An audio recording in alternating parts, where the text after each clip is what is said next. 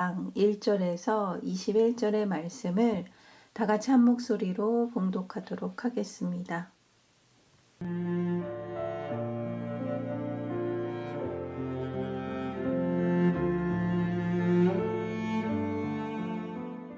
사장 엘리바스의 첫 번째 말. 대만 사람 엘리바스가 대답하여 이르되 누가 네게 말하면 네가 실증을 내겠느냐? 누가 참고 말하지 아니하겠느냐?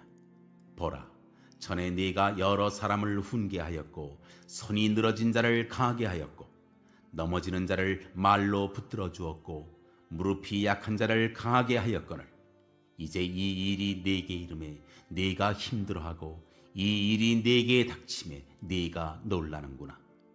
네 경외함이 네 자랑이 아니냐? 네 소망이 네 온전한 길이 아니냐? 생각하여 보라. 죄 없이 망한 자가 누구인가? 정직한 자의 끊어짐이 어디 있는가? 내가 보건대 악을 밭갈고 독을 뿌리는 자는 그대로 거두나니 다 하나님의 입기운에 멸망하고 그의 콧김에 사라지느니라.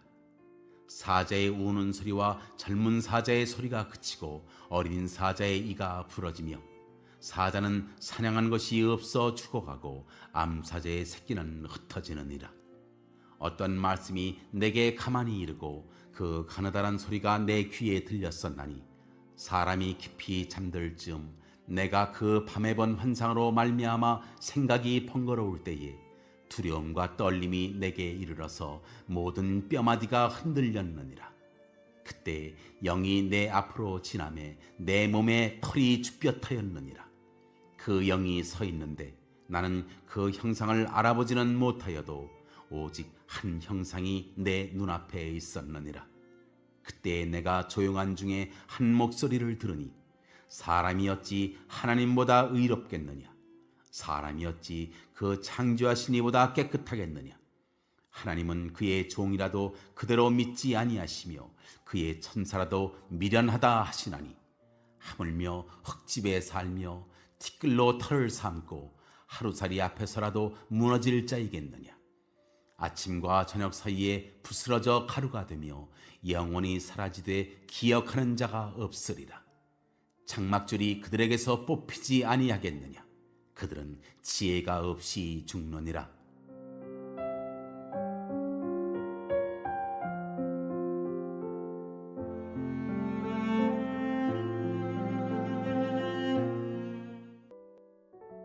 아멘. 오늘의 말씀은 사람이 어찌 의롭겠느냐, 사람이 어찌 의롭겠느냐라는 말씀으로 이 새벽의 말씀을 같이 나누도록 하겠습니다. 욥은 자녀와 또 모든 재산을 잃고도 회개의 자리를 지켰습니다. 이제 사탄이 욥의 몸을 쳐서 그의 온몸에 피부병이 일어납니다. 이 피부병이 일어나니까 몸이 가려워서 질그릇 조각으로 긁고 있는 욥에게 그의 아내는 하나님을 욕하고 죽으라는 저주의 말을 퍼붓습니다. 하지만 욥은 우리가 하나님께도 복을 받았은즉 화도 받지 않겠느냐며 하나님의 주권을 인정하는 고백을 합니다. 이어 욥의 세 친구가 찾아오고 이들은 이스라엘 사람들은 아니지만 하나님에 대해 나름대로 지식과 신앙을 가진 친구들입니다. 모든 것을 잃어버린 그 욥의 소식을 듣고 이들은 달려왔습니다. 모든 것을 잃어버리고 또 몸도 아픈 그 욥의 모습을 본 친구들은 자신들의 옷을 찢고 또 머리에 재를 뒤집어 쓴 채 7일 동안 아무 말도 할 수 없었습니다. 감히 위로조차 하지 못해 입을 다물고 그와 함께 했습니다. 욥은 오랜 침묵을 깨고 입을 열어 자신의 생애를 저주합니다. 입으로는 하나님을 원망하거나 욕하지는 않았지만 더 이상 이 세상을 살아갈 용기가 나지 않았습니다. 죽음만이 나의 모든 불안과 혼돈으로부터 평안을 가져다 주리라 생각을 했습니다. 욥은 자기에게 닥친 재앙과 그 고난을 받아들이기는 했지만 그 고난이 이해되지 않기에 두려움과 무서움에 빠져 있습니다. 욥이 이렇게 자기 생애를 저주하고 죽음을 원할 때 세 친구 중에 가장 연장자인 엘리가 조용히 욥을 책망합니다. 2절에서 6절 말씀입니다. 누가 내게 말하면 내가 실증을 내겠느냐? 누가 참고 말하지 아니하겠느냐?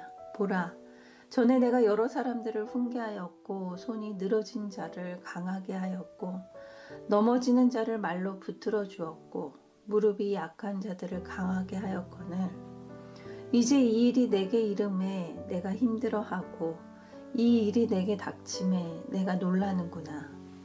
내 경외함이 내 자랑이 아니냐? 내 소망이 내 온전한 길이 아니냐? 누군가 내게 충고하면 귀찮아하겠지만 더 이상 엘리바스는 욥의 태도를 참을 수 없다며 말을 합니다. 그리고 과거 욥의 모습을 다시 상기시킵니다. 전에는 고통 속에 힘들어하던 자들에게 용기를 주던 사람이 정작 자기 문제에서는 어떻게 이렇게 감당하지 못하고 좌절하냐며 책망합니다. 엘리바스의 이런 책망은 욥에게 전혀 위로가 되지 않았습니다. 욥의 세 친구들이 이제 앞으로 욥에 대해서 이렇게 이야기를 하는데 근본적으로 그들은 동일한 권면을 합니다. 욥의 고난은 죄에 대한 하나님의 징계이다. 그러므로 이 죄를 회개를 하고 하나님의 자비를 구하라는 것입니다. 그러니까 너가 무언가 죄를 지었기 때문에 이런 고난이 닥친 것이 아니냐라는 인과응보의 그 신학을 보여주고 있습니다. 이런 회개를 통해서 하나님의 복을 기다리라는 권면의 말입니다. 7절에서 11절의 말씀입니다. 생각하여 보라, 죄 없이 망한 자가 누구인가? 정직한 자의 끊어짐이 어디 있는가?